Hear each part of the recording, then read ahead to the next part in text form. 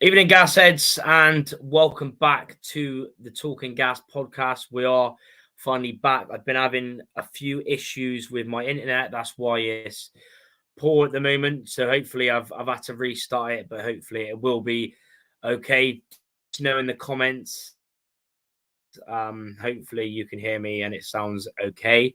Fingers crossed and it stays good. But yeah, we're back. Episode 6 of the Talking Gas podcast, and yeah, a lot of stuff to talk about. Of course, the Barton news, the Stevenage game, obviously talking about the Northampton game as well. We're going to be joined by Charles from a Northampton Town podcast. He'll be on in around 25-30 minutes. Of course, apologies for the wait. Like I said, my internet for some reason it was having a shambles, so hopefully it stays well. But yeah, if you're watching back on the replay, do leave your thoughts on Barton and do leave your score prediction in the comments.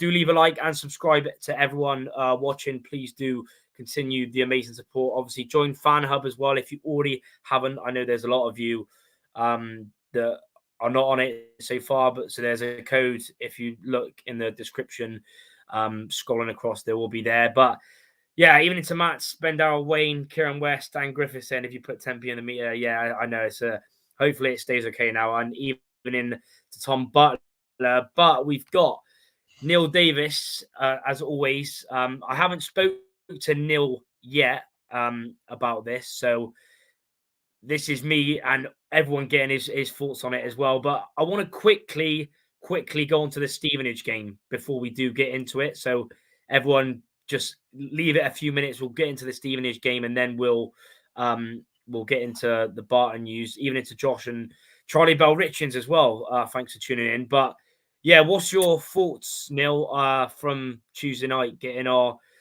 a draw, stopping the 2 losses we had previously and making it 4 home games unbeaten. But yeah, your thoughts on that game and obviously the lineup, 5 changes as well. Yeah, I think we spoke about the side sort of Sunday. Don't think it was pretty much as you expected for me anyway, bar sort of Luca coming in. But again, I look at our squad and it's been built for injuries and suspensions, and there's always a next man up to come in, and the drop off isn't massive from anyone really. They're all plenty capable to come in and do a job. You're not looking at kids coming in with no experience, not able to do it, just getting thrust in there and open for the best. So much like any point this season, I've never had any issue with who we put out there, to be honest, as far as how we line up. That being said, first half was a tough watch, wasn't it? It was a tough old watch, to be honest. Yeah. I understand certain elements of what we're trying to do and how we were trying to go about it, but we'll get on to what's gone on with Joey, etc. But you look at that first half, and I spoke about it before, and I can't remember what game it was. It might have been after the Wickham game. Start talking about leaders on a pitch, leaders and driving your side forward, and someone who's going to put that team on their back and go, do you know what? I want to get about this and start sorting this out, because we're just so laboured. Like we were doing stuff that was okay. It was just all in second gear. Like someone in that side, or someone has got to step up in that squad and go, do you know what? I'm going to be the guy to motor this side forward, whether you've got an armband on or not. Yeah. And I keep harping back to Coots, because Coots was the man to do it. You could talk about Coots and how he faded out and he didn't play great personally towards the end of his time at Rovers. But what he did is he always put the club on his back. He always put the team on his back and went, I'm going to drive standards here and I'm going to get this going. Whether he was playing well or not, he'd direct traffic. He'd get people fired up and he'd get people doing their job. I didn't see any of that first half, and it shouldn't take until going in a dressing room at half time and your management team getting stuck into you to make you realise that. Second half was better without being brilliant. But, the goal that came about the equaliser, that was the only sort of way we was going to equalise. It was going to come from somewhere out of the ordinary, a bit of magic from God knows where, because, I talk about players having to take responsibility for stuff. We've got 2 centre-halves there winning 3 headers and not even working the goalkeeper. It's unacceptable. Whether you're a centre-half or not, if you're winning 3 headers, you've got to be doing better. And I just think there's been a lot of that. Like the first 12 games could do better. If it was a score report, could do better. And I just think There needs to be some accountability on the playing side of things to go, do you know what?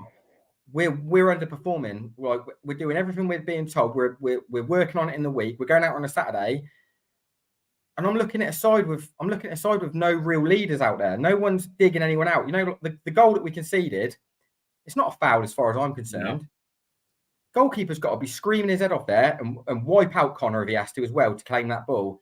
Ball drops, goal scored, 1-0 down. No one's accountable. No one's getting dug out. No one's looking. No one's saying. No one's talking. Doesn't happen if Coots is on when Coots plays. Never happened. Someone got dug out. Someone got told. Someone was made accountable. And I just think we're missing stuff like that at the minute. Yeah, we are missing that experience, really. Appreciate everyone that's tuning in. Loads of comments coming in. Appreciate all the support. And yeah, for me, like, obviously I talked about on the reaction. First half, after the 2 defeats, we've sort of lost, some confidence, and it was just, playing long balls all first half, really. You had Bogard sitting in front of the defence, but no one came to the ball. No one was making sort of runs in behind. It was just, hoofball. I don't know why we've gone away from that, because even, I know we lost against Oxford, but even then we were playing our natural style of play and, creating chances. But like you said, the best chance come from the 2 Evans free kicks. And like you said, even second half, it was better, but without really doing a lot. Their keeper, we had 2 shots on target. Even that, like Martin one, like you said, it was out of the ordinary. Not even like, it was just madness. And it's about, obviously, Steve Evans went on about it. Handball offside, but fair enough. Like I said in my reaction, that goal at Barton where we equalised should have counted, and it didn't. So, but not good enough. Like, did you think? Are you the same as me? Because I don't think we deserved anything. Even though we had a lot of the ball and we put crosses in the box, we didn't have any chances, did we? Like, I don't think we deserved any. I think on the balance of play,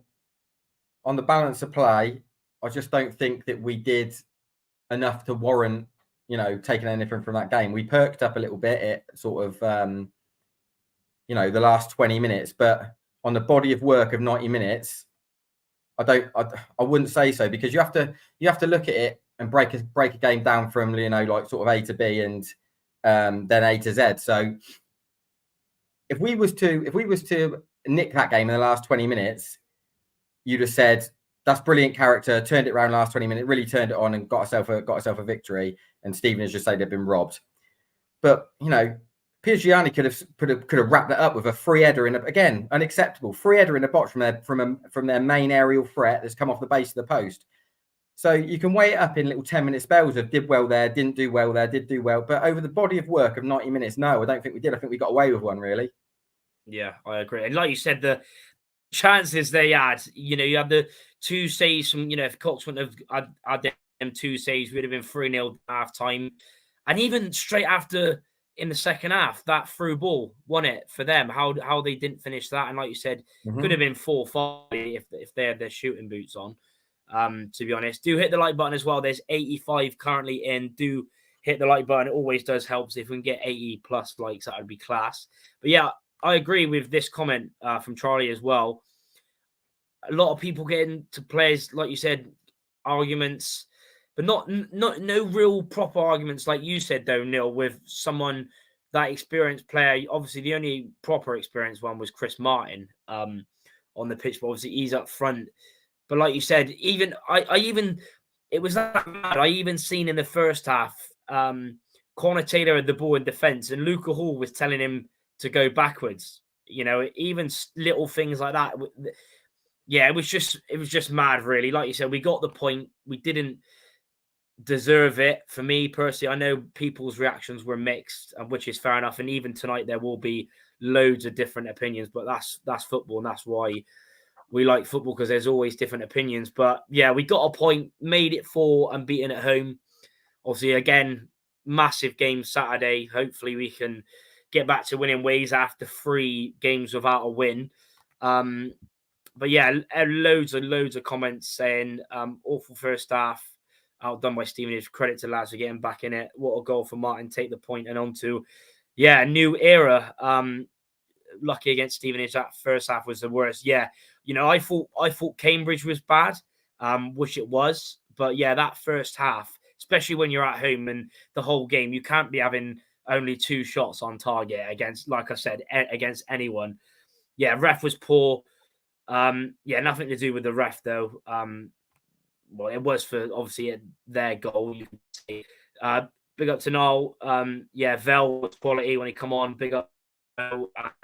Yeah, so many. But yeah, finally, yeah, thoughts on Barton getting sacked. Give me your thoughts and let me know. Let everyone know. What do you make of the whole thing? When I first saw it, like when I was sat at work, when I first saw it, I thought it was a wind up. I just thought, oh, someone's having a get up here, like that. Because I couldn't see it. I couldn't see it happening. I just couldn't see it happening. Then it transpires that it is the case, etc. I can't help but think it's for more than. I don't think it's for footballing reasons, to be honest. I don't think it's. I just don't think it's results based. Joey's an outspoken fella. He's got a lot to say. He likes to be heard, and he won't take a backward step in his views or his opinion. And I can't help but think, and this new sort of tenure of board, he hasn't got that relationship that he had with Wales. You know what I mean? It's a completely different. Technically, he's not their man. You know what I mean? Like they've inherited him, and I just don't know. Maybe they rubbed each other up the wrong way, and maybe they're just not. Maybe they're just not. Sort of compatible to work alongside each other. I just don't think it's purely down to footballing reasons. Don't get me wrong. His League One record is far from wonderful, but yeah, his League One record's terrible. If you look at, when you start talking about people getting sacked and how well people, I didn't feel like it was irretrievable what we were doing. I just didn't feel like it was irretrievable. I thought that I could see signs of something that was beginning to, form, and we're really early in the season. Undoubtedly we've got good players. We can see what we're trying to do. The Jono things hurt us. We might have to muddle through till January, but I really thought that I saw a pattern of something that could turn into something good, at the back end of that season. I've never had it before, like in a long time with Rovers. Like the Coughlin one going didn't bother me one bit. It was what he was doing wasn't sustainable, and he got out. He struck when the iron was hot. He knew that what he was doing wasn't sustainable. We were never going to make playoffs. We were always going to drift away. We was always going to fall away the way we were operating and how we were doing things. We were sort of getting away with it, and the league position was a bit of a lie, to be honest.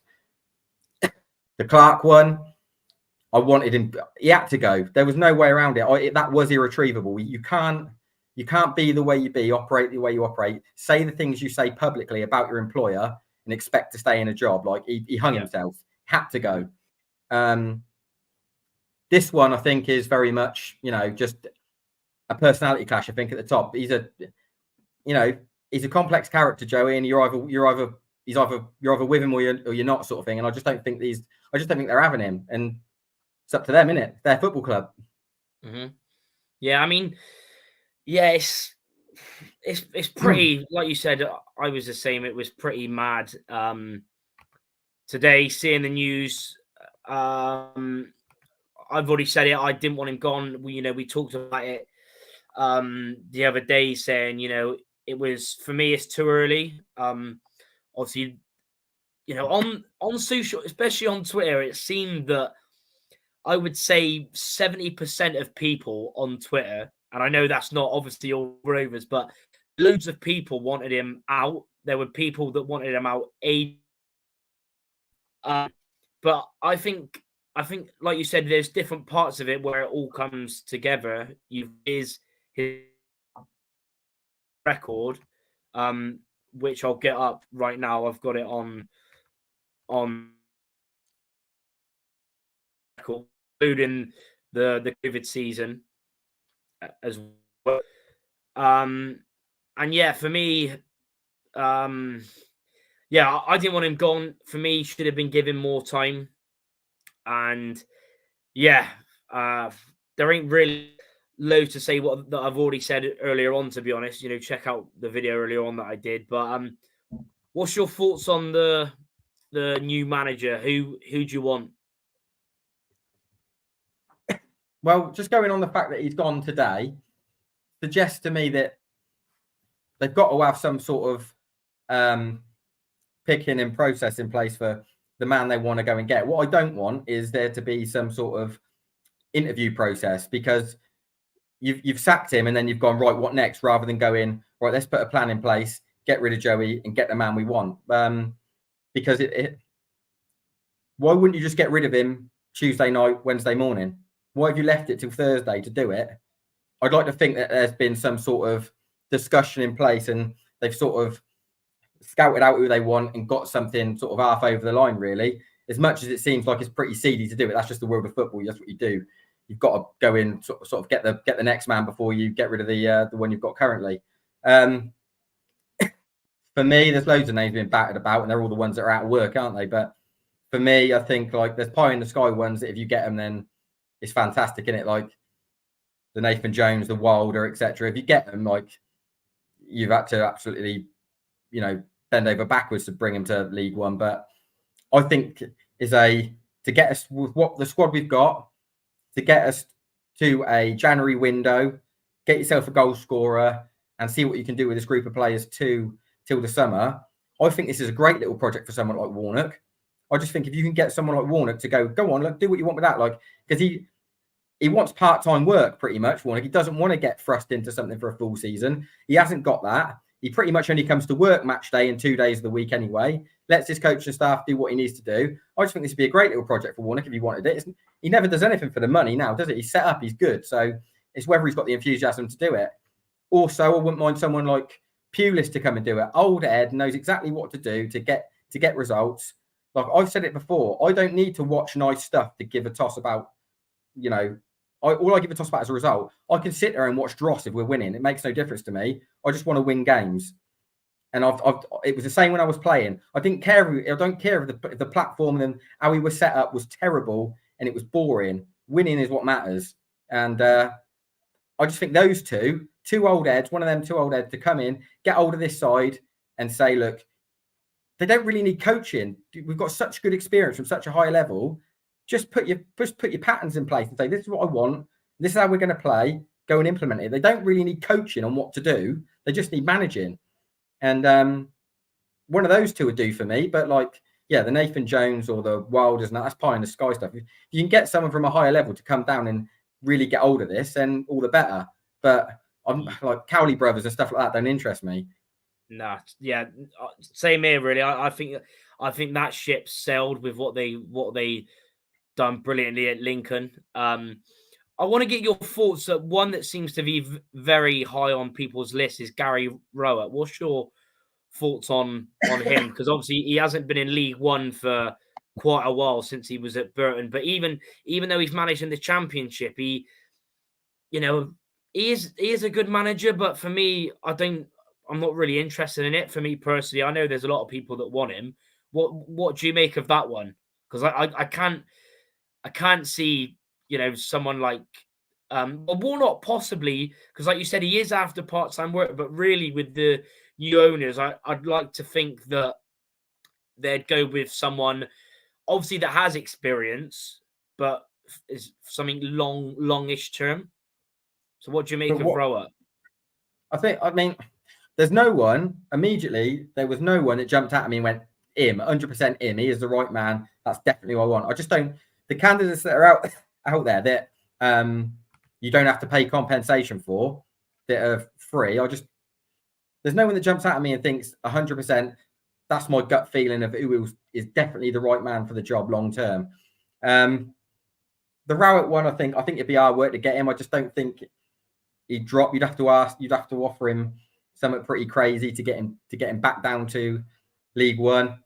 Look, don't get me wrong, it's a good job for someone. This really good job for someone. You got better resources than you've ever had at Rovers. Looks like you've got a nice kitty of money to play with the investment. Already a decent squad of players with good pedigree. I mean, if you was to go for sort of like a young, hungry, like Luke Williams, why would he ever leave? Why would he ever leave Notts County? He's onto a winner there. He's never going to budge from that job. I mean, I know he hasn't managed for a while, but I don't mind the thought of the Gary Monk one. Doesn't bother me. I think that'd do. I don't mind that as an option. I just don't know if the Rowett one would happen. If it did, I wouldn't be against it. Like, I'll get behind whoever gets the job. I'll get behind whoever gets the job, but it's a gut feeling. I can't see Rowett coming. If he did, I wouldn't be dead against it. He's operated in the Championship. He's held his own in the Championship. He's not a divisive character one bit. He's very vanilla, well-spoken. It'll be completely different to Joey, completely different. But I can't see it happening, but I wouldn't be against it. I wouldn't be against Rowett coming in, no. Yeah, for me, obviously everyone probably knows I want Nathan Jones, but like you said, it is going to be hard to bring him back down to League One. But there was two other ones. I like Liam Richardson, the one that was at Wigan, won them. Did he win them the title with Wigan a couple of years ago, or did he finish second? I mean, he definitely got promoted. Definitely got promoted with them, yeah. Yeah, out of League One. And the other one, I would have liked this one if I know he was at a club that we don't like, but it was the stuff that he said about Rovers when he was at City, and that's Cottrell. I would still take Cottrell, but I wouldn't, based on the fact that if he'd have been at City and not said the stuff he said about Rovers, I would have took him. But because he went on and because he was City manager, went on a mad thing and said all this stuff about Rovers, I wouldn't take him. But if he wouldn't have said that, I would have, because even at Shrewsbury last year, he'd done well with them. But yeah, it's going to be interesting to see. And like you said, you'd think there would be someone lined up, because why didn't they just do it like after Tuesday? Apparently there was, have you heard the talk about what happened in the tunnel afterwards with Evans? No, I've heard comments, it got said, etc. But I don't know anything about in the tunnel. But still, yeah, I don't think it's much to do with what's gone on the pitch. I think it's very much a off the pitch and personality thing that is just run its course with the new owners. To be honest, I just don't think they're compatible to work with each other. Mm-hmm. Yeah, that's fair enough. I mean, we're going to bring in Charles in a minute as well from All Cobblers to Me podcast. We're just going to go a few minutes because if you don't already know, we left it 10-15 minutes late because my connection was shocking. Of course, I was actually on Charles's podcast last night, giving my thoughts, for the game, and it was fine. And of course, now that we've got this news and there's loads of people tuning in, of course it goes awful. So we're going to be 5 minutes and then we'll bring him in. I want to based on what has happened so far since the owners have come in and all the stuff's going on off the pitch, do you trust them to get it right? The appointment, just as a question, because not particularly, but I don't think I've ever trusted any board that we've had to get it right on a recruitment level. To be honest, I really liked the Joey appointment when he came about. I thought it was really different, really out there, and I thought he'd do well, and I still think he probably would have done well. But what's happened. It's always a gamble, no matter who comes through the door. It's like we talk about the Jono deal. Like you think on the body of work and what he's done numbers wise. Yeah, goal scorer, 100% nailed on goal scorer. He could come in and he just could not hit a barn door. It's just one of them things. It's such right place, right time, right man with, getting a good manager and the right manager. But as far as trust, they haven't been long enough through the door to know whether to trust them or not. Do you know what I mean? Like, I know that the South Stand thing's a cock up. That might not have been on their watch. That might have been someone else, for all I know. The Jono deal got cocked up. Yeah. There's loads of red flags for why not to trust them, but they haven't been through the door long enough to say you do or you don't. But there's nothing that jumps at me going, they're definitely going to get this right. Yeah. I mean, speaking about that, I seen that shout out to James, Twitter handle James UTG. He put something like that about the mess up with the stands and the stadium and then, like you said, the Jono deal as well. It was basically done, and like Gaspar, 1 step forward, 2 steps backwards. Yeah, pretty much. Keep hitting the like button as well. Over 108 people watching. Hope you're enjoying it so far. Keep getting your comments in as well. But yeah, for me, like I said, I just, like you said, I hope it gets it right. And the only good thing, like I've already talked about, and we've already talked about, we still wanted him. I still wanted him. I still think it was too early. 7 points off the playoffs with this run coming up, I would have given him. But saying that, you know, it is what it is. There's loads of stuff we've talked about. Loads of people on social media wanting him out. You know, his results, you know, in League One in the calendar year, only 10 wins. You know, there's been no consistency. But I wish him all the best. But the only good thing I will say about Joey leaving is obviously the fact that there hopefully now should be no more carnage in the background and, you know, stuff like that. And hopefully now you should see, well, it should be reunited again, the fan base, because it has been, another thing I'll say is been completely mental and, you know, so divisive since he's been in through the door. And there's been loads of people that I know and you see it on social media that haven't been since he's, so that will be a very good thing as well. But yeah, we're pretty much going to get into the Northampton game now. Of course, if you've got any more thoughts, then keep leaving them in, or go and leave them in the comments of the video or my video I done earlier on. But yeah, we're going to bring in Charles Commins from the Cobblers podcast. I will leave his podcast in the description. I've left his Twitter as well, so go and give him a follow as well. But yeah, Charles, good to see you again after last night. Yeah, hiya, mate. Yeah, good. Much happened in that last 24 hours? Yeah, well, yeah, it's been carnage, wasn't it? Yeah, you was asking me last night, yeah, my thoughts on that, and yeah, now it's completely mental. There was a journalist from Talk Sport put it out, and I literally wrote a tweet, and then a minute later it got announced on the Rovers website. But yeah, I mean, you know, what's been your thoughts on Northampton season so far? Because currently you're actually 2 points behind us. Both played the same amount of games. We're 3 places ahead of you, but 2 points in front of you. What's been your thoughts so far on this season?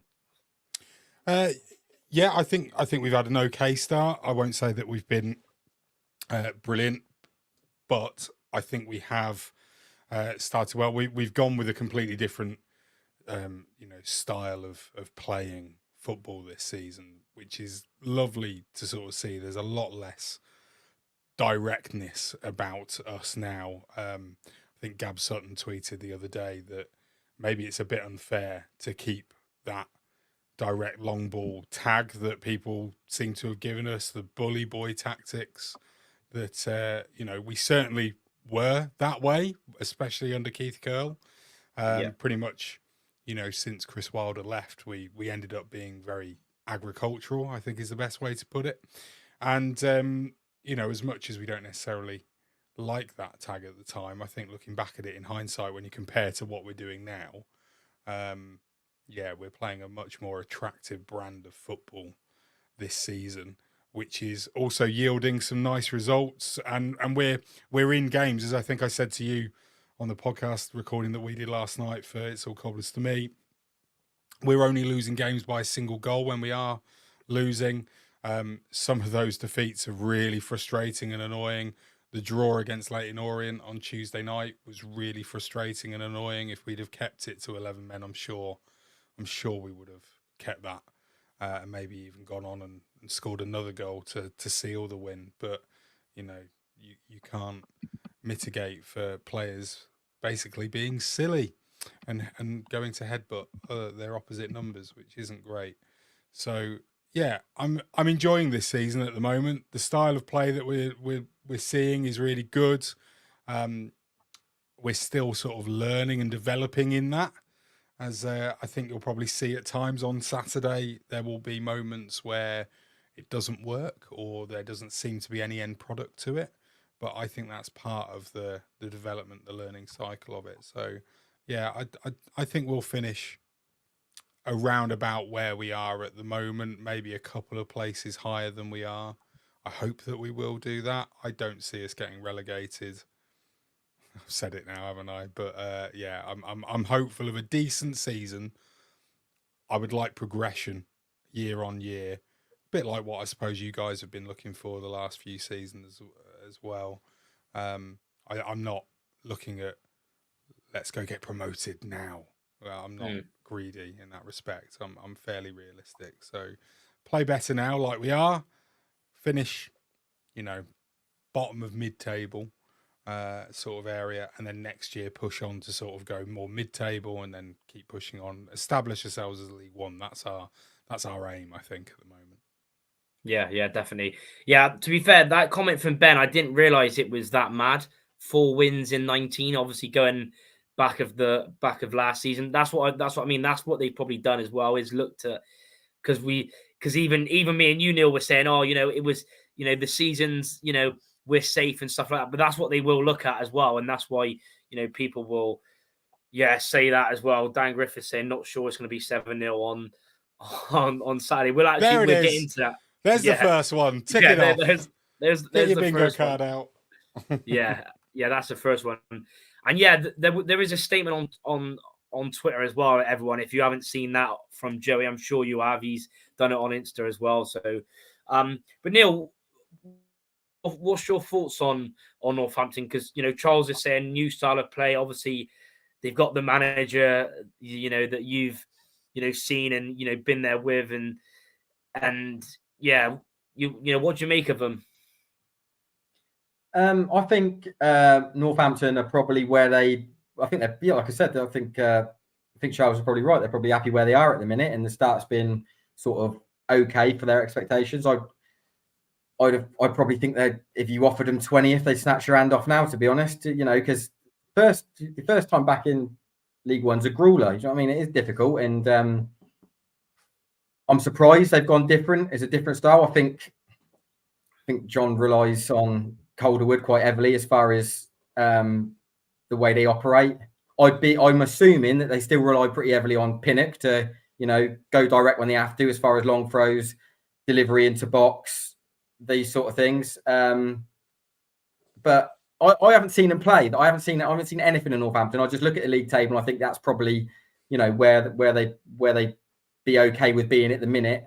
They've got boys, like Monther, Guthrie, Simpson, Apre. They've got big lads, you know what I mean? Like, if they wanted to go direct, they'd be pretty good at doing it. Like, I wouldn't be surprised if they went that way, because they've got like sort of the bodies and the stats to do it. They've got, Hoskins, it will create a bit of magic for you. He's their go-to guy as far as, trying to open a door and create something. But I just think Northampton are, they're where they should be, and they're doing what they'd like to be doing. No frills. They're not having a disastrous time. They're not struggling to get going. They're sort of getting beat by who you'd expect to get beat by the odd goal here and there. Can they improve? Yeah, but they don't have to get much better, sort of thing, to level where they're at. I had them going down at the start. So I would have thought that if you give them 20, if they'd be more than happy with it. But that's just my thoughts on it. I could be bang wrong. Yeah, that's fair enough. And also, if anyone's got any questions for Charles, it could be about anything, please do let him leave them in the comments below. Charles, obviously we've talked about your start so far. What's been your past few games? Obviously, you mentioned the Leyton Orient game where you were 2-2. You had Kieran Barry sent off with a went to go and headbutt someone, but obviously because he went to, he still got sent off. Talk about your other games. Obviously, I talked about you losing by single goals. Obviously, you have had some tough ones in there, but talk to us about sort of the last few results before Orient. Yeah, so it was 2-2 draw on Tuesday night against Orient. Before that, on Saturday, we were away at Bolton. We got beat 2-1 in the end with that. I mean, in fairness, we were terrible for the first 20 minutes, something like that.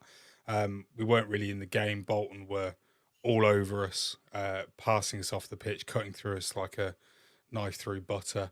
Their fans got really, really frustrated, I think, because second half they didn't come out the same side, but neither did we. We picked it up in the second half. We got a goal back. Sam Hoskins scored a nice little deft flick of a header that went into the bottom corner, and we were the team that looked most likely to score again after that. it was a shame in the end that we didn't get another goal to get a point. I'm not saying that we would have necessarily deserved it, but I remember walking away from that feeling a little bit dejected from it. Then we had before that we'd had a little bit of a break because of the international weekend. Our last game before then was Shrewsbury away, which we frustrating. You're going to hear that word an awful lot, I think, from me.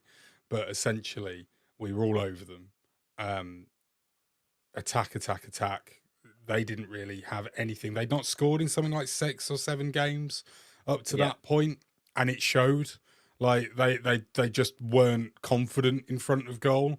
They were sort of, getting towards our goal and making, not necessarily making chances, but setting up things that should have led to chances, and they were just petering out.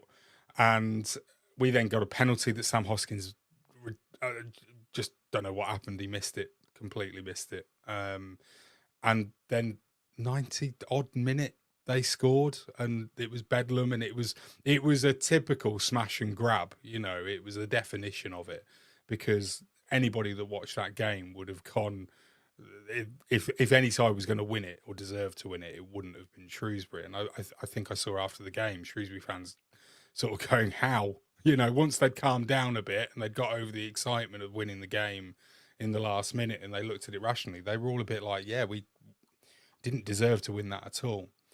I mean, that's really that's the last 3 games. Anything before that is, fairly similar story, really, to be honest with you.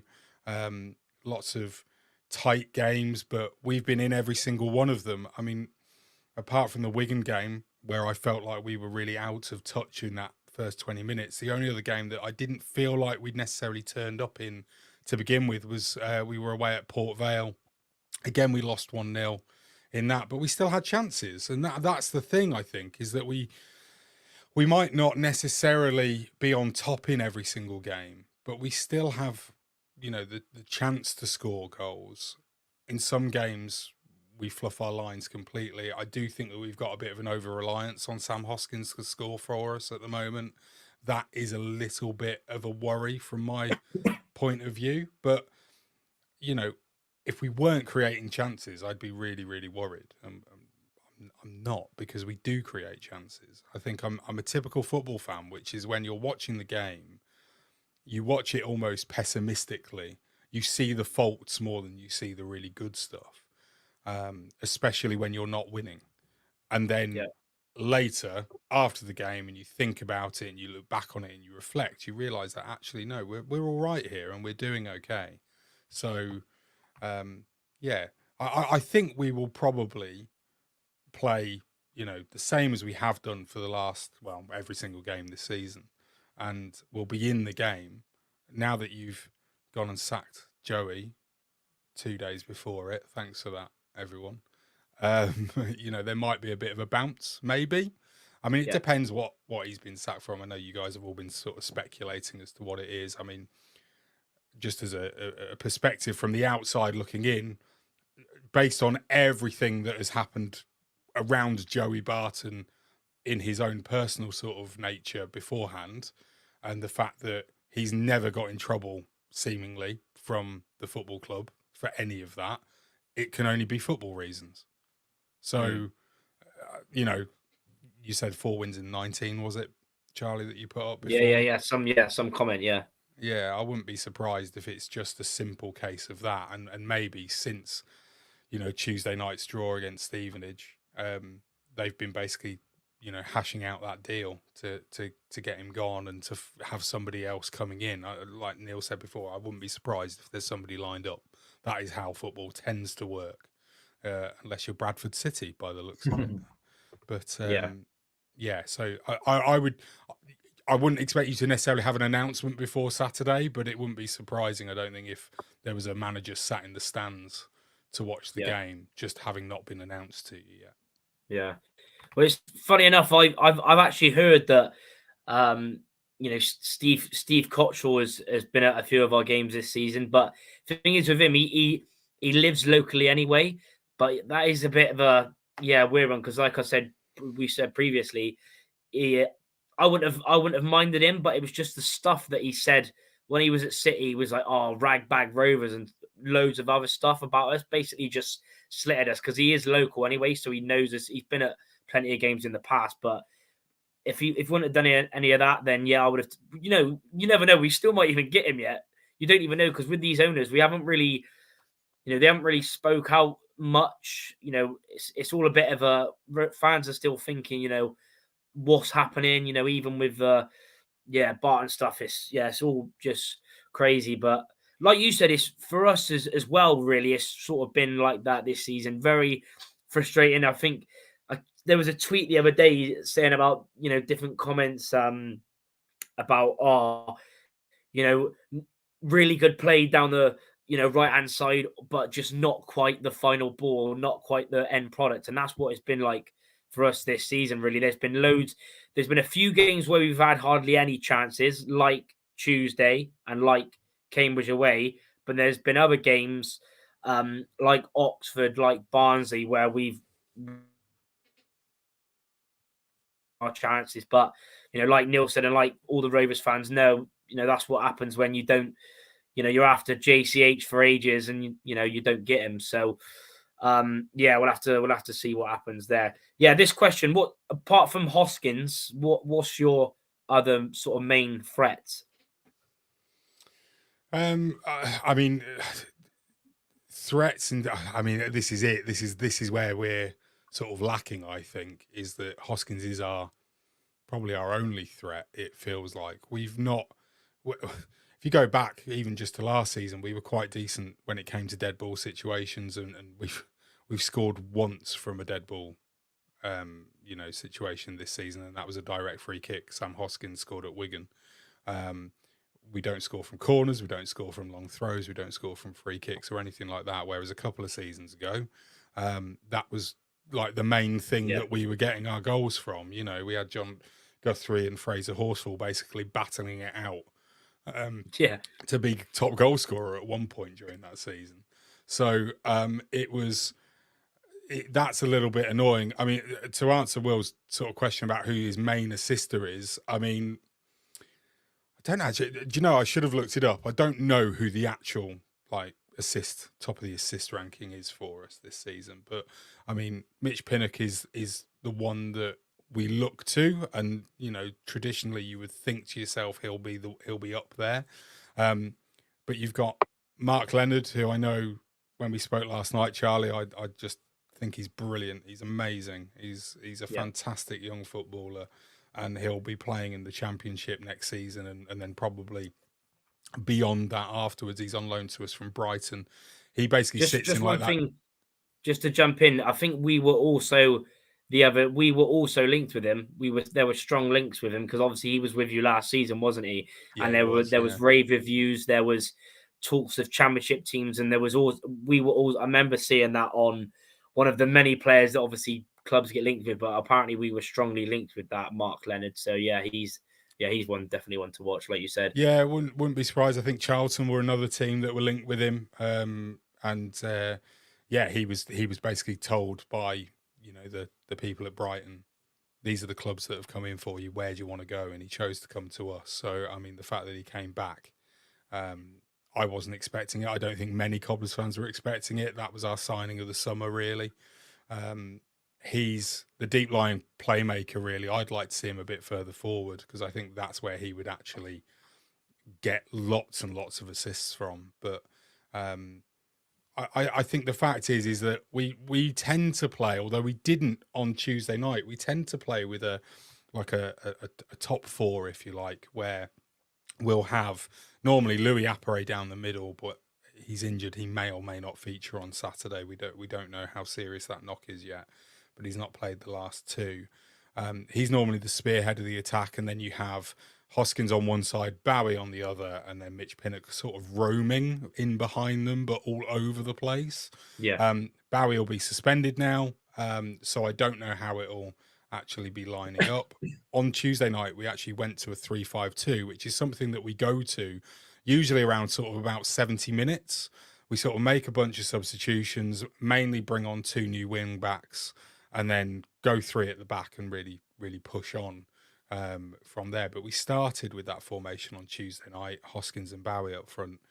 With Bowie out, suspended, Apare possibly out with injury. We'll probably look for Tyree Simpson to come back in, play up front alongside Hoskins if we stay with the 3-5-2. We'll see. We'll see what happens. I mean, it'll be interesting. I think the fact is that going into this game, there is probably going to be a bit of needle from, both sets of fans. You guys will be wanting to give it the big un at us, which is absolutely fine. I saw a comment in your YouTube saying apparently I'm salty. I mean, I don't really give a toss anymore. It's 2 years ago. What, who cares? We're up now. We're what? Yeah. What did we say? 2 points behind you? Yeah, 2 points behind places. I mean, at the end of the day, football's football, and it's the brilliance of it, isn't it, really, what happened on that final day?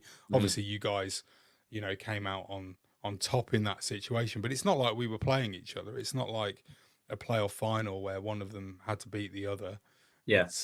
It is what it is. And all of that sort of stuff, apparently it's banter, but hey ho. It's one of those where you sort of look at it and you just sort of go, well, well done. You had a better season than we did, just. Yeah. And you did what you had to do on the final day of the season. I don't, hold anything against you. I know that there will be some Cobblers fans. I know that there are. That, say some ridiculous comments and say some ridiculous things. And, you can all sort of, take the mick out of them all you want, really. I don't really care. It's one of those things. I mean, we had 98 and you've had 2022. There you go. It's kind of evened out, hasn't it? Yeah. But yeah, so looking forward to it. It'll be a good game, I reckon.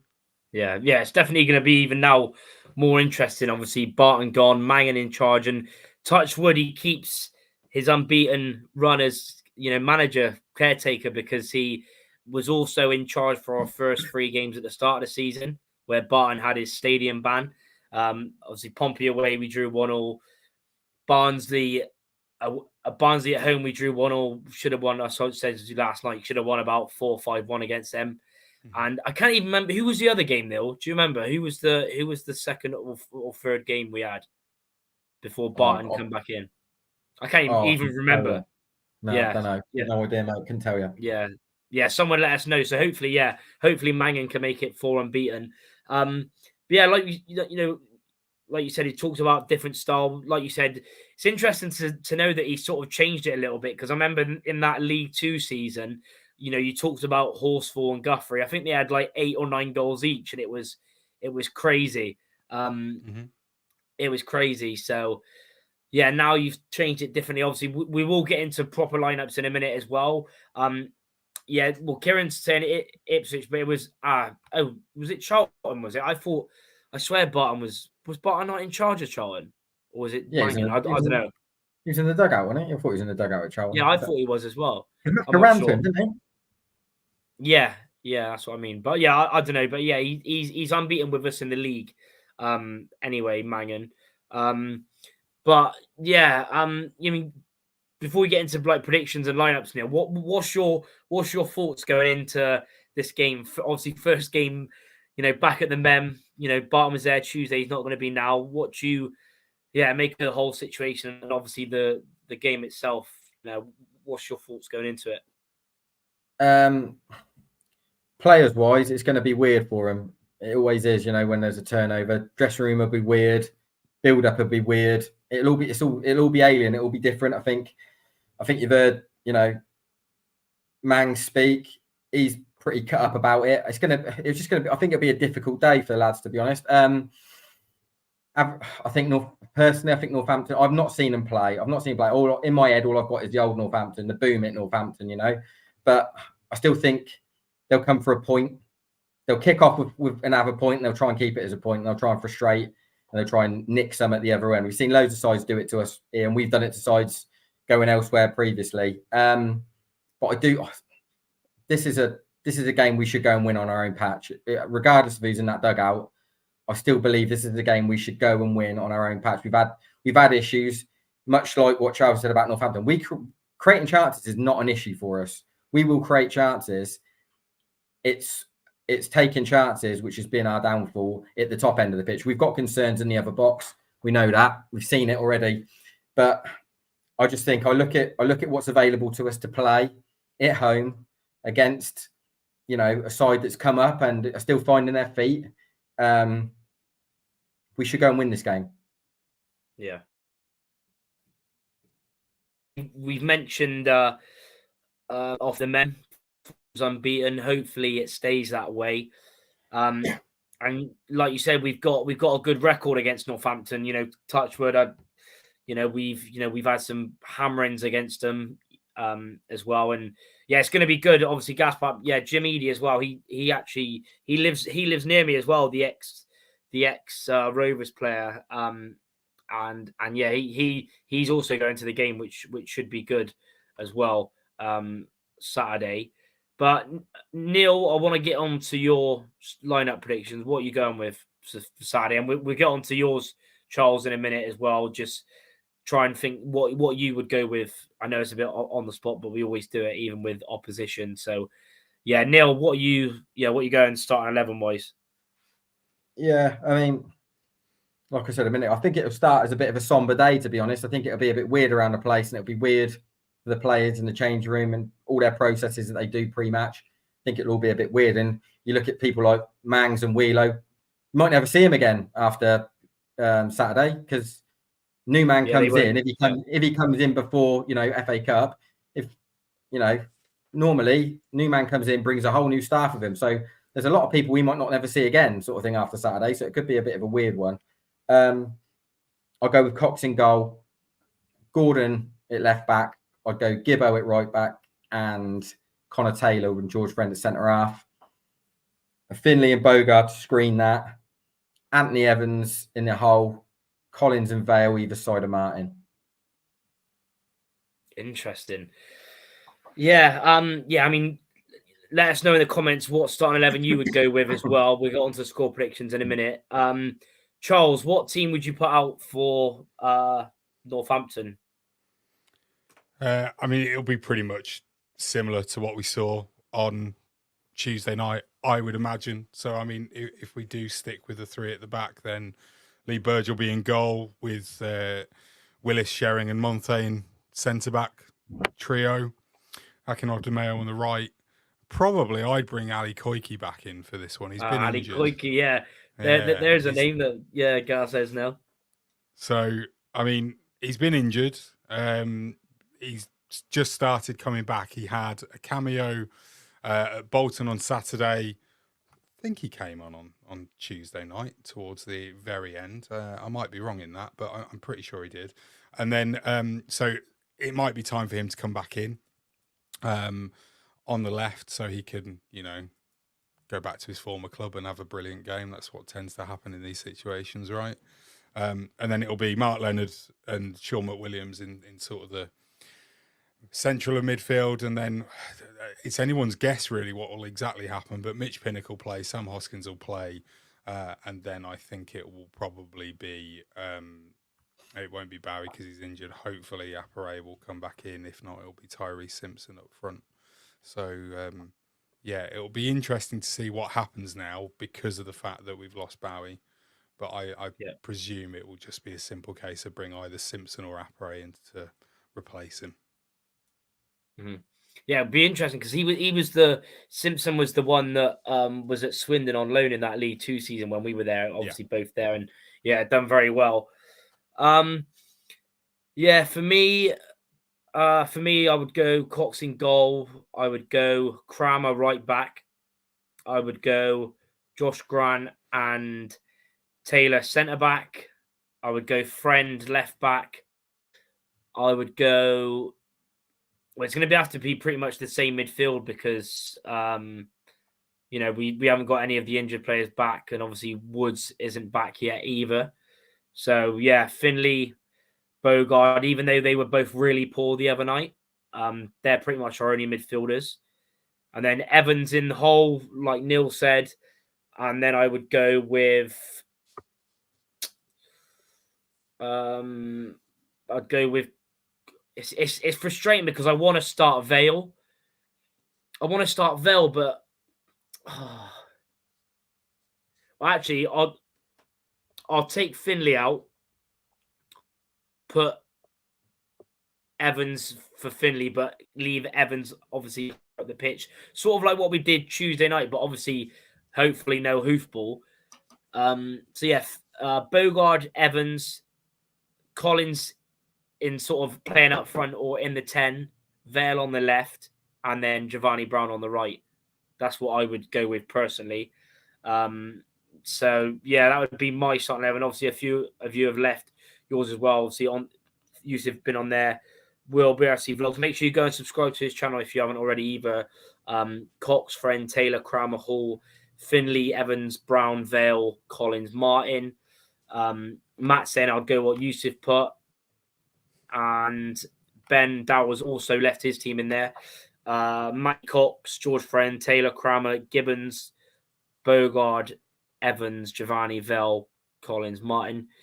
Yeah, that's fair enough. And yeah, if you haven't already, do leave your lineup predictions in the comments below as well. Keep hitting the like button as well. Still 79 people here. Do hit the like button. Really does help out the channel. Hopefully the connection's been okay. Of course, it would have to be tonight, but I apologize if it has been bad. Get on to score predictions. Neil, what are you going with? Are you confident new manager caretaker bounce Saturday, or are you confident anyway that we can make it 5 home games unbeaten, carry on the good record against Northampton that we've had in the past few years? Yeah, like I said, I don't know about bounce. I think it'd be a pretty somber, affair, to be honest, on Saturday. Playing side anyway, fans will have their opinion on Joey and what they think of him. Some will be delighted, some will be gutted, but I think we desperately need to start fast, and we have been pretty much recently. We get early pressure, we just don't do nothing with it when we create early pressure, but we still need to maintain doing that, because I think if you have a bit of a somber day, you can start slow and and get lulled into being slow throughout, because it's hard to get going once you start slow. But I still, new manager, Joey gone, Joey there or not, I still think we should beat Northampton at home on Saturday. I think we can 2-1. I think we can nick it. I can't see us keeping the clean sheet. I've not thought that for a while. I just think we're too susceptible at the other end.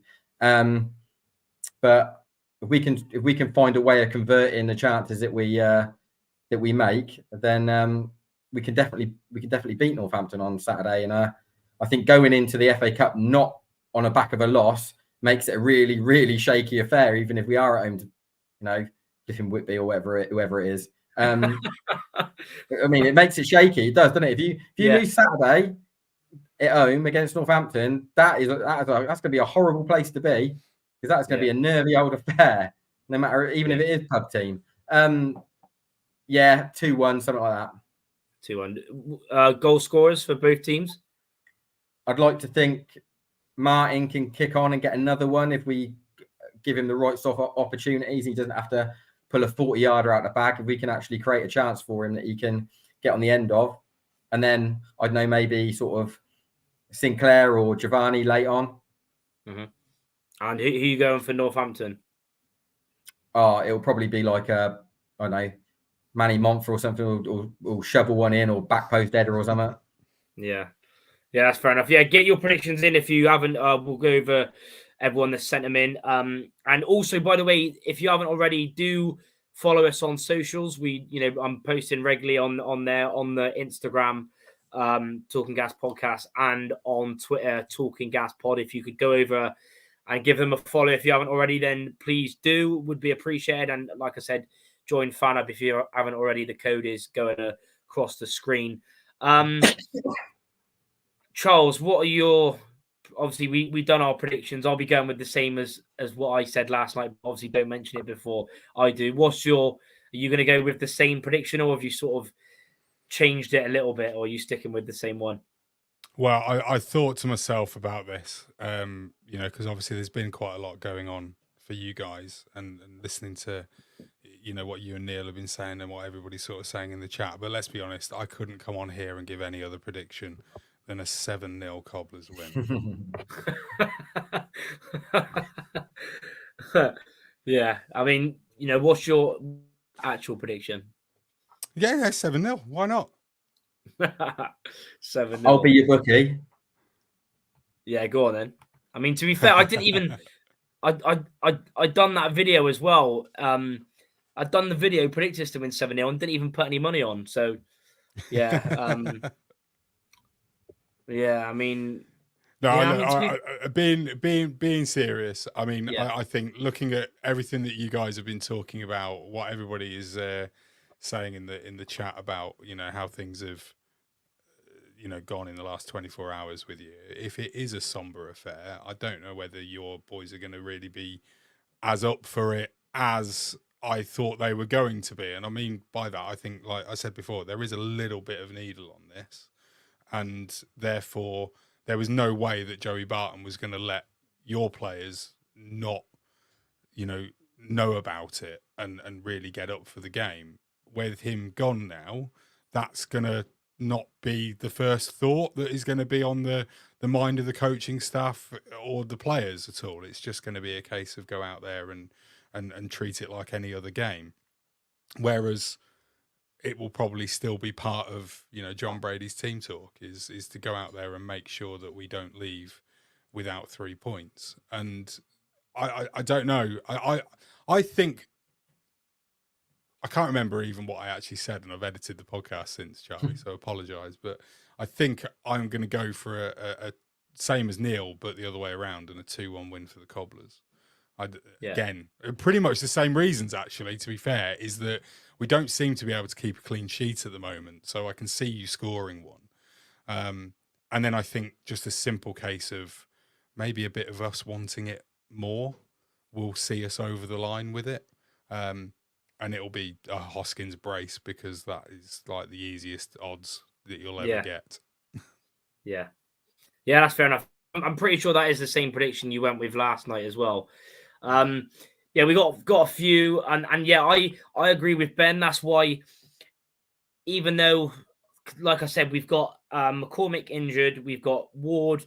We don't know what is Ward going to be back. I don't know. We won't know until the lineups come out, or if Dan has got some sneaky news from the little press conference. That should be interesting. If that comes out, if a video format comes out of the press conference he went to, I really hope there is, because the fans need to know like what's going on, reasons, everything else. So yeah, will Ward be back? I don't know. Obviously, Woods is suspended as well, second of his third game. And obviously, I think he can play in the FA Cup, but I don't think he can play against Reading, which will be the next game. So, yeah, it's going, and yeah, that's why, I went with Evans to play still in his same position, but leave it like we did Saturday, sort of just put Bogard there and then put Evans and, Evans there, and Collins in behind Martin. So yeah, let's go for some predictions. Yusuf says 2-0 Rovers, clean sheet. Gordo says 1-0 Northampton, not confident at all. No idea so I'll go 1-1, says Tom Butler. Dan Griffiths says whatever the team is on Saturday, just be nice to have a performance from the team. 3-1 Rovers. I'll do mine now and then get to the rest. I'm gonna stick with what I said. People always call me mad, etc. Most of the time, which they probably should do, because even, yes, we're on not very good form, but at home we are, and I believe quality in that side. And to be back home, again, hopefully make it 5 wins. I'm going to stick with the same prediction I said yesterday, and I'll say 3-1. I'm going for Hoskins usually scores against us. He done the last time. The last time we actually played you at the Mem, Hoskins did put you 1-0 up, but we did win 2-1.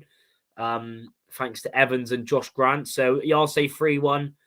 I'll say Chris Martin to score again. I'll say Harvey Vale to score, and I'll say Collins to score. So I'm going 3-1 as well as Dan as well. Kieran West 1-1. Ben Darrell saying pressure will be off certain players. I'm going 3-0. I'd love to keep a clean sheet, not going to lie. That would only be our third this season. 2-1, Matt says, Matt says 2-1. Purely based on recent events with Joey, says Gordo. This is why he's gone with a 1-0 Northampton win. Smithy with his team lineup there as well. Will says 2-1 Rovers. Tempted to go 3-0, but that's unrealistic. So I'll go 2-1. I mean, to be fair, I'm the same though. Some people say that to me. Just before we played Wigan, what was it? I said 3-1 Wigan. Everyone was like, "You've lost the plot," and we go and win 4-1. So, yeah, I nearly got it right. But yeah, he's going 2-1. Collins, Brown, Hoskins. I would like Vale to score. Yeah, me too. There's a few. I don't really want to say too much on here, but it was on. If you just go on, say, typing on internet Barton sacked, it will come up what he said. And basically had a massive argument with them. That's basically Smithy 2-1 Gas, Vale and Collins for us, Hoskins for them. Thomas.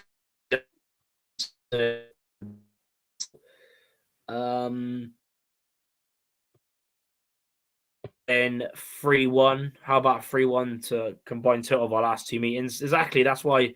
There you go. That's why I've done it. Combined total of our last two meetings. Gordo, can I change the score prediction? I'm going 3-0 Gas. Martin hat trick. Gas Pap 2-1 Gas. Matt saying Neil, what's your favourite John Brady moment? What's that? What's my favourite John Brady moment? Yeah.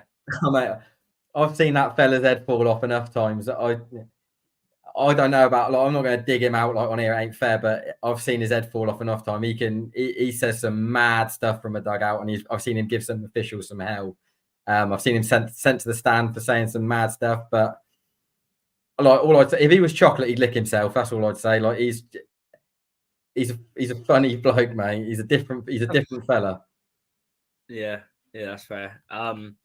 Gas Pap 2-1 Rovers.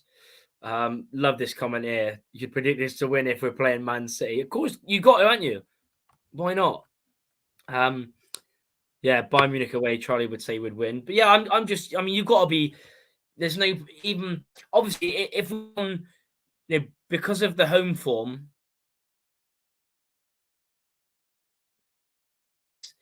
Northampton, our record's good against them, even though, both of us aren't on the best of form. But yeah, because we're at home, recent record, I think a lot, I've heard different stuff is not certain things, so maybe they'll just be a fresh start. And Paul Lewis has gone 1-0. But yeah, we're pretty much going to end it now.